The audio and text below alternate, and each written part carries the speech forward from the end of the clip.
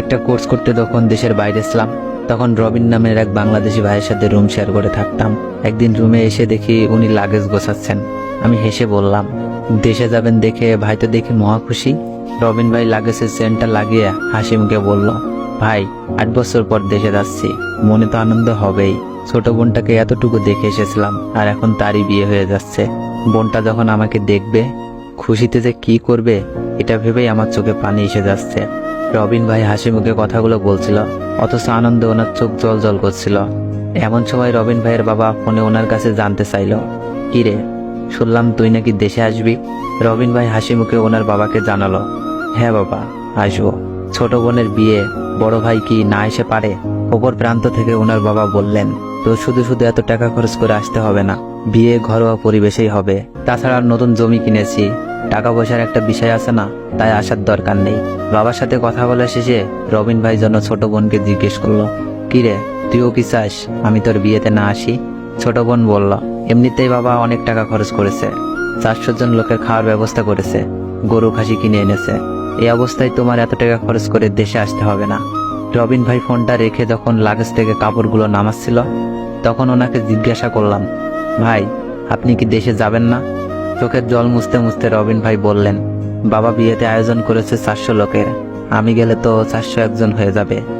একজনের দায়িত্ব বাবা নিতে পারবে না, তাই যাব না। সেদিন নিজ চোখে একজন প্রবাসীর কষ্ট দেখেছিলাম একজন প্রবাসীর সাথে তারই কাছের মানুষগুলো কেমন নির্মম আচরণ করে। প্রতিদিন কাজ শেষ করে রবিন ভাই তার ছোট ভাইকে ফোন করে বলতো বাড়ির আশেপাশটা একটু ভিডিও করে পাঠাতে, কিন্তু ছোট ভাই বিরক্ত হয়ে ফোন রেখে দিত। অথচ সেই ছোট ভাইকে কয়েকদিন আগেই রবিন ভাই বাইক কেনার টাকা পাঠিয়েছে। আমি যখন নতুন আইফোন কিনলাম, তখন উনি আইফোন হাতে নিয়ে বললেন, এইটাই আইফোন যার জন্য মানুষ এত পাগল? আমি বললাম, আপনিও তো একটা আইফোন কিনতে পারেন, কি একটা ফোন ব্যবহার করেন যা অর্ধেক ভাঙা। উনি হেসে বললেন, কিনবো একটা আইফোন ছোট বোনের জামাইয়ের জন্য। আমি ওনার দিকে তাকিয়ে মনে মনে ভাবতে লাগলাম, সব প্রবাসীরাই কি এমন হয় যে নিজের জন্য একটুও ভাবে না? প্রতিদিন রাতে রবিন ভাই খুব কাশতেন। একদিন ওনাকে বললাম, ভাই এবার তো ডাক্তার দেখান, আপনার শরীরের অবস্থা খুব একটা ভালো না। উনি কাশতে কাশতেই বললেন, এখানে ডাক্তার দেখাতে যত টাকা খরচ হবে তা দিয়ে বাবা নতুন একটা জমি কিনতে পারবে। আমি রেগে বললাম, ভাই তাই বলে নিজের জন্য কিছুই করবেন না? উনি হেসে বললেন, কয়েকদিন পর ডাক্তার দেখাবো। আসলে ছোট ভাইটা নতুন করবে, তার জন্য আলাদা টাকা পাঠাতে হবে। এই অসুস্থতার কারণে রবিন ভাই একদিন হুট করেই পরপারে পাড়ি জমায়। ফোনে বাবাকে বিষয়টা জানালাম, তখন উনি খুবই কান্না করছিলেন। কিন্তু যখন বললাম আমি লাশ পাঠানোর ব্যবস্থা করছি, কিন্তু লাশ দেশে পাঠাতে হলে 2.5 লাখ টাকার মতো লাগবে, আপনারা টাকার ব্যবস্থা করুন, তখন ওনার গলার স্বর যেন পাল্টে গেল। উনি আমতা আমতা করে বললেন, এত টাকা?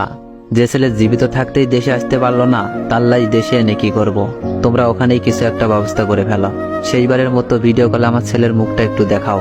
আমার তখন ইচ্ছা করছিল ওনার মুখে থুতু মারি, যে কিনা নিজের সন্তানকে টাকা বানানোর মেশিন ছাড়ার কিছুই ভাবতো না। ছোট ভাইকে ফোনে যখন বললাম, তোমার ভাই তো তোমার জন্য কত কিছু করেছে, তুমি না হয় একটু লাশটা নিয়ে যাওয়ার ব্যবস্থা করো। ছোট ভাই তখন উত্তর দিল, ভাই নাকি তার জন্য কোনো কিছুই করেনি। এরকম উত্তর ছোট বোনও দিল। অথচ এই ভাই বোনের সকল সকাল্লাদ বড় ভাই বিদেশে কামলা খেটে পূরণ করেছে, তাই নাকি তার জন্য কোনো কিছুই করেনি। চোখের সামনে একটা লাশ পড়ে আছে, অথচ আমার মনে হচ্ছে এটা কোনো মানুষের লাশ নয়, এটা একটা টাকা কামানোর মেশিন, যেটা এখন অচল হয়ে গেছে। অনেক প্রবাসী আছেন যারা বছরের পর বছর দেশের বাইরে কাটানোর পরেও তাদের পরিবার চায় না মানুষটা দেশে ফিরে আসুক। একসময় যে মানুষটা অমানবিক পরিশ্রম করতে করতে মারা গেলেও মৃতদেহটা পরিবারের দেশে আনতেও চায় না, টাকা খরচ হবে বলে। অথচ মানুষটা পরিবারের জন্য আমৃত্যু কষ্ট করে গেছে।